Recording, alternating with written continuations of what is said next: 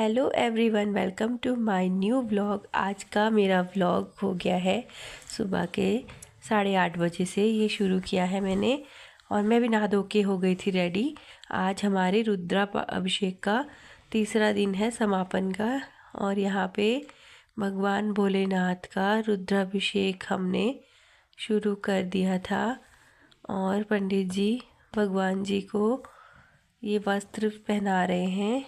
रुद्राभिषेक हम दोनों हस्बैंड और वाइफ ने किया। बाकी की पूजा में गोलू के दादा दादी, गोलू, हम सभी बैठे थे। लेकिन जो भगवान भोलेनाथ का स्नान होता है, रुद्राभिषेक, ये हम दोनों ने ही किया। क्योंकि ससुर जी को इतनी देर तक वो इसको नहीं कर सकते थे, उन्हें दिखाई भी नहीं देता है साफ से। तो इस वजह से पंडित जी ने हमें ही रुद्राभिषेक करने के लिए कहा। और भोलेनाथ का ये अद्भुत सुंदर सा रूप, मनमोहक करने वाला, ये बड़ा ही प्यारा है। और मुझे बचपन से ही पता नहीं क्यों भोलेनाथ भगवान से एक अलग ही लगाव है। मैं और देवी देवताओं को भी बहुत मानती हूँ, पर शिव जी के साथ पता नहीं क्यों एक अलग ही अटैचमेंट मुझे लगता है।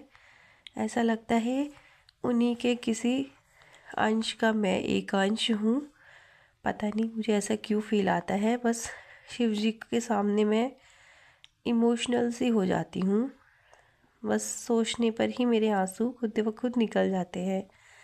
चलिए, इसके साथ ही पूजा भी हो गई थी और मैंने अपना गेटअप चेंज कर लिया था। यहाँ पे मैं शिवम देवर जी के हल्दी के लिए भी थोड़ा सा मैंने तैयारी कर ली थी जाने के लिए। वैसे तो हमारी पूजा चल रही है, लेकिन थोड़ा सा टाइम निकाल के मैं भी चली गई थी हल्दी, उनको हल्दी लगाने के लिए, सासू जी भी और मैं भी। क्योंकि आज ही उनकी हल्दी भी है, इसीलिए मैंने आज ही पीली साड़ी पहनी थी। हल्दी लगाने के बाद मैं वापस आ गई थी और यहाँ हो गई थी हवन की तैयारी शुरू। क्योंकि आज लास्ट का दिन है तो हवन होता ही है। और यहाँ पे पंडित जी ने हमें हवन में बैठने के लिए बोल दिया था। हालांकि हमने हवन में नहीं बैठना होता है, लेडीज़ लोग आहुति नहीं देती हवन में, और पिता पुत्र दोनों भी एक साथ हवन नहीं करते हैं। तो यहाँ पे हमने थोड़ा सा बस पूजा की और इसके बाद मैं भी उठ गई थी और ससुर जी और सास जी भी हम चले गए थे। सिर्फ गोलू के पापा और पंडित जी 3 लोग मिलके हवन में आहुतियाँ डाल रहे थे, क्योंकि बाकी का हवन उन्हें करना था। यहाँ पे ये तीनों बच्चियाँ ये भी आ गई थी। इन्होंने कहा हमें फ़ोटो खींचनी है। लास्ट में हवन होने के बाद यहाँ हमारे जो देवी देवता हैं सब आके हमें आशीर्वाद दिया। और बहुत ही अच्छा ये भाव विभोर करने वाला पल होता है जब हमारे देवी देवता प्रकट होते हैं मनुष्यों के ही रूप में और अपने भक्तों को आशीर्वाद देते हैं।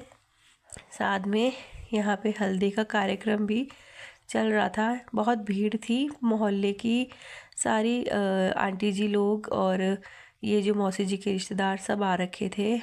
और साथ में ये जो दाल पिसाई हुई थी कल, इसके पकोड़े भी हमारी ये पड़ोसी लोगों ने बना दिए थे। ये आंटी जी लोग, ये भाभी लोग, मेरी जो फ्रेंड्स वगैरह है पड़ोस में, तो सब ने आके हेल्प करी थी पकोड़े बनाने में। यहाँ पे हम हलवाई वगैरह से नहीं बनवाते हैं ये पकौड़ियाँ, लेडीज़ लोग ही मोस्टली, रिश्तेदार जो अपने अड़ोसी पड़ोसी वो बनाते हैं। शादी वाला घर भी रेडी हो गया था, सज के बिल्कुल सुंदर लग रहा था बहुत। और अब शाम को पूजा समापन खाना पीना होने के बाद मैं भी आ गई थी रेडी होके मेहंदी के लिए। ये मेरा मेहंदी वाला लुक है। घर पे ही मैं तैयार हुई और मैंने फिर दूल्हे के साथ भी फ़ोटो क्लिक करवाई। इसके बाद हम आ गए थे जहाँ पे ये मेहंदी प्रोग्राम होना था। घर के बगल वाले प्लॉट में लगा था टेंट। और अद्विका चली गई थी डांस फ्लोर पे, इसको करना था डांस। और डांस तो नहीं कर रही थी, ये बस टाइम पास कर रही थी। मतलब इसे मज़ा आता है डीजे के आगे खड़े होके ऐसे डांस करने। हमने सब ने फ़ोटो खिंचवाई और फिर मैं भी चली गई थी डांस करने के लिए साथ में। ये देखिए यहाँ पे बहुत भीड़ हो रही थी। थोड़ा बहुत जो भी, मुझे डांस तो आता नहीं है इतना कोई अच्छा, लेकिन फिर भी गढ़वाली गानों पे तो थोड़ा बहुत स्टेप मैं कर ही लेती हूँ। और यहाँ पे गोलू, नंदू और सुहानी, गोलू की फ्रेंड, इन तीनों ने भी बना लिया था ये गोल घेरा और लग गई थी ये दोनों तीनों डांस करने के लिए। और बच्चे ना सच में पूरा इंजॉय करते हैं फंक्शंस को।